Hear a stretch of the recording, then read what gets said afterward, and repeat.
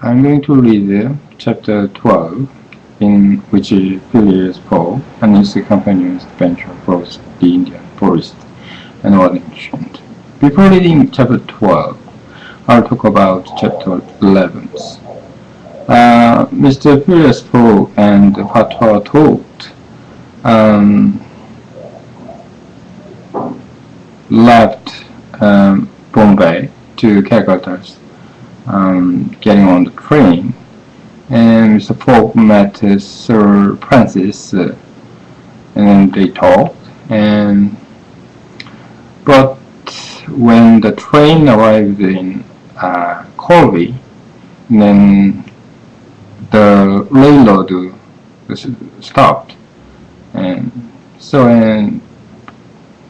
Patois was very upset and worried about the travelings around the world in 80 days. But Mr. Fogg was very calm, and then he already expected it, and he knew that. He calculated he saved 2 days on voyages on steamship. And so he could travel from Colby to Alara. Not exactly, but okay. So they tried to know that how to go to Alara to take to get on the train. But Patois found the villagers who raised an elephant, and then they decided to ride an elephant to the Alara. So it was the chapter 11. Now I'm going to read it with the narrator. There you go. Translated by George Makepeace Towell. Chapter 12, in which Phileas Fogg and his companions venture across the Indian forests and what ensued. In order to shorten the journey, the guide passed to the left of the line where the railway was still in process of being built. This line, owing to the capricious turnings on the Windhurst mountain in the first of straight course, who was quite familiar with the roads and paths in the district, declared that they would gain 20 miles by striking directly through the forest. Phileas Fogg and Sir Francis Cromarty's flew to the neck in the peculiar halter provided for them to hurry to sweep the trotting of the elephants spurred on used by a skillful place. But they endured the discomfort with true British phlegm, talking little and scarcely able to catch a glimpse of each other. As per past household, who was mounted on the best beastback and received direct spurs of each concussion as he strode along, he was very careful in accordance with his master's voice, as it would otherwise have been bitten off short. The author bounced from the elephant's neck to his rump and bolted like a crown on a springboard, yet he laughed in the midst of this bouncing, and from time to time took a piece of sugar and inserted it in Chiuni's trunk, who received it without in the least slackening his regular trot. After 2 hours, the guide stopped the elephant and gave him an hour for rest, and during which it goes, after quenching stuff the neighboring shrubs round about him. Neither Sir Francis nor Mr. Fogg regretted the delay, and both descended with a feeling of relief. "Why is made of iron?" exclaimed the generous gazing admirer of the Guions on the Froze Islands. Lefroy Passepartout, as he set about preparing a hasty breakfast. At noon, the Parsee gave the signal of departure. The country soon presented a very savage aspect. In course of dates and though farms subsided dense forest and vast dry plains dotted with scant shrubs and so on, with its great blocks of shine. This portion of Bungleton, which is little frequented by travelers, is inhabited by a fanatical population, hardened in the most horrible practices of the Hindu faith. And the English have not been able to secure complete dominion of this territory, which is subject to influence of Lajar. which was almost impossible to. The mountain fastnesses. They traveled several times saw bands of the ferocious Indians, who, when they pursued the elephants striding across countries, made angry and threatening motion. The Parsi avoided them as much as possible. Few animals walked over the stone road. Even the monkeys hurried from the path with contortions of a grimaces which he conversed Passepartout with angry laughter. However, one thought troubled the worthy servant. What would Mr. Fogg do with the elephant when he got to Allahabad? Would he carry him on with him? Impossible. The cost of transporting him would make him lunatically expensive, so would he sell him or set him free? The beast certainly deserved some consideration. Should Mr. Fogg choose to make him the Passepartout of President Laguni, he would very much embrace a deed of dynasties running him for a long time. The principal chain of the Vintias was crossed by 8 in the evening, and another halt was made on the northern slope in a ruined bungalow. They had gone nearly 25 miles that day, an equal distance to separate them from the station of Allahabad. The night was cold. The Parsi lit a fire in the bungalow with a few dry branches, and the warmth was very grateful. Provisions purchased at Colby sufficed for supper, and the travelers ate ravenously.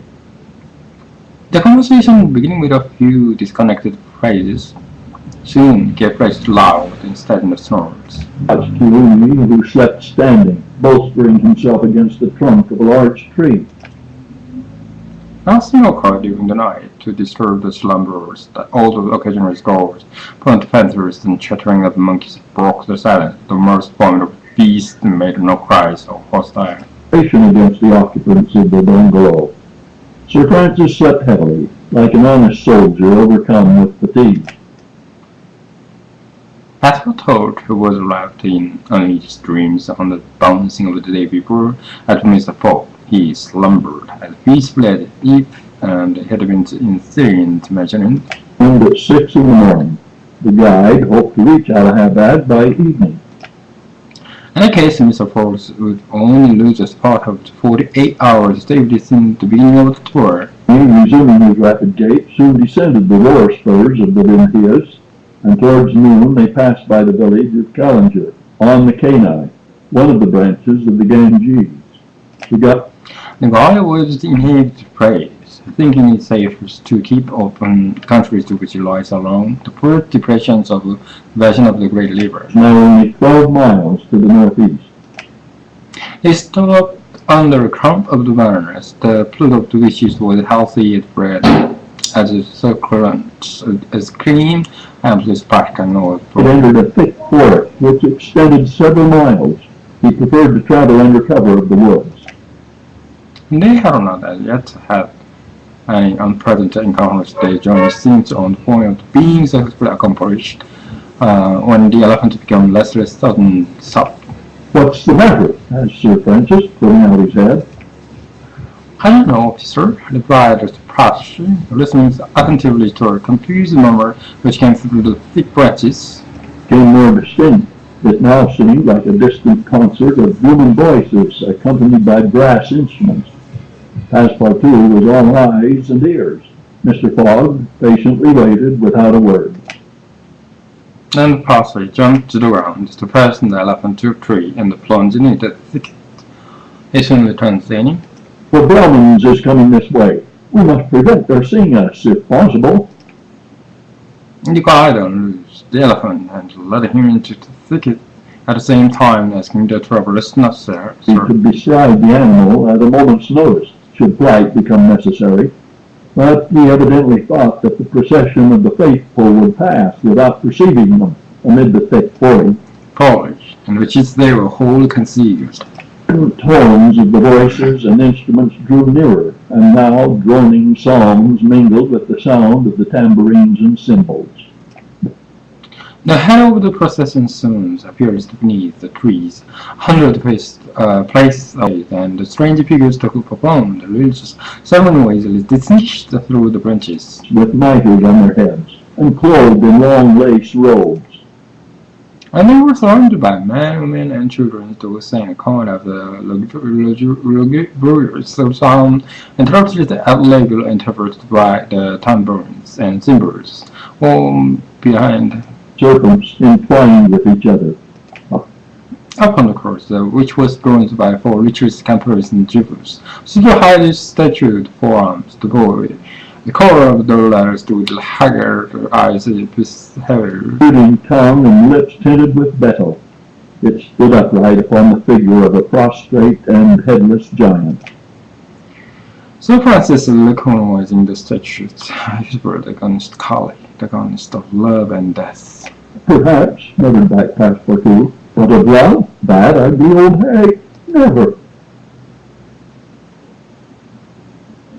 A group of appeared, were like pepperings and making a wild around the stage with these were striped with the archer, and it's covered with its cost, and their blood issue drop by drop the street penance in a grave. Still throw themselves under the wheels of Juggernaut. Some Brahmins, clad in all the sumptuousness the Oriental approach, and leading a woman who faltered at every step. And as fair as a European. Her head and neck, shoulders, ears, and arms and hands, toes were loaded with the jewels, the gems, with breast, earrings, and rings, which in tunic bordered with gold and covered with a light muslin robe, betrayed the outline of her form. The gown followed the young woman's presented violent contrast her arms as they were stood with naked shoulders hung up at their waist, long damascene pistols bearing a corpse of the Pelagian. Old man, gorgeously arrayed in the habiliments of a Raja, wearing, as in life, a turban embroidered with pearls, a robe of tissue of silk and gold, a scarf of cashmere sewed with diamonds, and a magnificent weapon of Hindu friends. Musicians, and a rear guard of capering fakers, whose cries sometimes drowned the noise of the instruments. These closed the procession. Sir Francis watched the procession with a sad countenance, and turning to the guy, said, "Asuchi, Percy," nodded his finger to his lips. Slowly wound under the trees, and soon its last ranks disappeared in the depths of the wood. The song gradually died away. Occasional cries were heard in the distance until at last all were silent again. Phileas Fogg had heard what Sir Francis said, and as soon as the procession had disappeared, asked, "What is a suttee?" "A suttee," returned the general, "is a human sacrifice, but a voluntary one." The woman you have just seen will be burned tomorrow at the dawn of day on those scoundrels, cried Passepartout, who could not repress his indignation, and the call asked of Mr. Fogg. "Is that of the prince, her husband?" said the guide, "an independent Raja of Bundelcombe." "It is possible," resumed Phileas Fogg, and his voice betraying not the least emotion. "These barbarous customs still exist in India, that the English have been enabled to put a stop to them." "These sacrifices do not occur in the larger portion of India," replied Sir Francis, "but we have no power over these savage territories, and especially here in Bundelcombe. The whole district north of the India is a precipitous, incessant murders and feuds. The poor wretch is currently passed out to be burned alive." "Yes," returned Sir Francis, "burned alive. And if she were not, you cannot conceive what treatment she would be obliged to submit to from her relatives." And they would shave off her hair and feed her on a scanty allowance of laws, treat her with contempt, that she would be looked upon as an unclean creature who died in some corner like a scurvy dog. That could so frightful an existence drives these poor creatures to the sacrifice, much more than love or religious fanaticism. Sometimes, however, the sacrifice is really spontaneous and requires the active interference of the government to prevent it. Several years ago, when I was living at Bombay, a young widow asked permission of the governor to be burned along with her husband's body, but as you may imagine, he refused. The woman left the town, took refuge with his independent lodger, and they carried out her self-devoted purpose. While Sir Francis was speaking, the guide shook his head several times, and now said, "The sacrifice which will take place tomorrow at dawn is not a voluntary one." "How do you know?" Everybody knows about this affair in the Vendée. The wretched creature did not seem to be making any listen, observed Sir Francis. "That was because they had intoxicated her with fumes of hemp and opium. But where are they taking her?" "To the pagoda of Pillaji, 2 miles from here. She will pass the night there." And the sacrifice will take place tomorrow at the first light of dawn. The guide now led the elephant out of the thicket, leaped off his neck. Just at the moment that he was about to urge Peony forward with a peculiar whistle, Mr. Fogg stopped him, and turning to Sir Francis Cromarty said, "Suppose we save this woman." Save the woman, Mr. Fogg. I've yet 12 hours to spare. I can devote them to them. Why, you're a man of heart? "A man of heart? Sometimes," replied Phileas Fogg quietly, "when I have the time." Yeah. Okay, done.